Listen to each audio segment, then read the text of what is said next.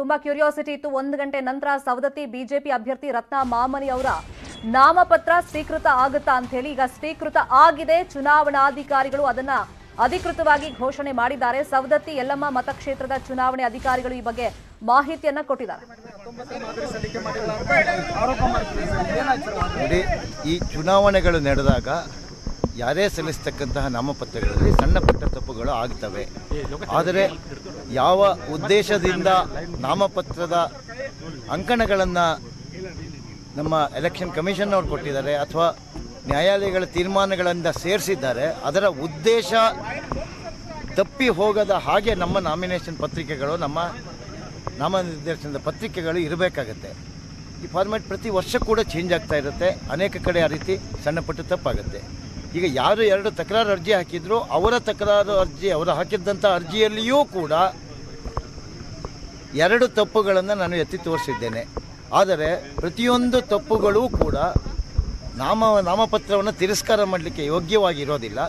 ಅವರು ಏನು ತಕರಾರು ಎತ್ತಿದ್ರು ಅದು ಕೂಡ ಆ ರೀತಿ ನಾಮಪತ್ರವನ್ನು ತಿರಸ್ಕಾರ ಮಾಡಲಿಕ್ಕೆ ಯೋಗ್ಯವಾಗಿ.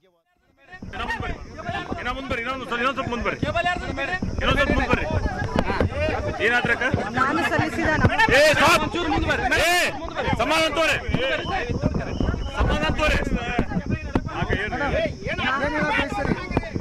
ನಾಮಪತ್ರ ಸಲ್ಲಿಸಿದ್ದೆ. ಸಲ್ಲಿಸಲಿಕ್ಕೆ ತಕರಾರು ಅರ್ಜಿ ಹಾಕಿದ್ರು. ಆ ತಕರಾರು ಅರ್ಜಿಗೆ 2 ಕಡೆಯಿಂದನೂ ಜಡ್ಜ್ಮೆಂಟ್ ನೋಡಿಬಿಟ್ಟು ಅವರ ತಕರಾರು ಅರ್ಜಿಯನ್ನು ತಿರಸ್ಕರಿಸಿದ್ದಾರೆ. ನನಗೆ ಚುನಾವಣೆಗೆ ಮಾಡಲಿಕ್ಕೆ ಒಂದು ಸರಿಯಾದ ಒಂದು ನಿರ್ಣಯವನ್ನು ಮಾಡಿ ಸಿಕ್ಕಿದೆ. ಅದರ ಪ್ರಕಾರ ಮುಂದಿನ ದಿನಮಾನಗಳಲ್ಲಿ ನಮ್ಮ ಕ್ಷೇತ್ರದ ಎಲ್ಲರ ಜನರ ಆಶೀರ್ವಾದ ನನಗೆ ಬೇಕಂತ ಹೇಳಿ ಕೈ ಮುಗಿದು ಅಲ್ಲ, ಇದು 3 ವರ್ಷ ನಾವು ಯಜಮಾನರು ಮಾಡ್ಯಾರ. ಆತಂಕದ ಪ್ರಶ್ನೆ ಏನು ಇಲ್ಲೇ ಇಲ್ಲ. ಅಂಥದ್ದು ಏನಾದ್ರು ತಪ್ಪು ಮಾಡಿದ್ರೆ ಆತಂಕ ಬೇಕಲ್ರಿ.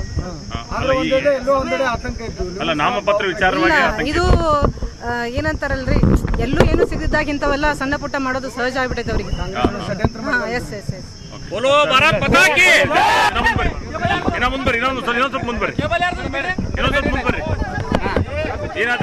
ನಾನು ಸಲ್ಲಿಸಿದ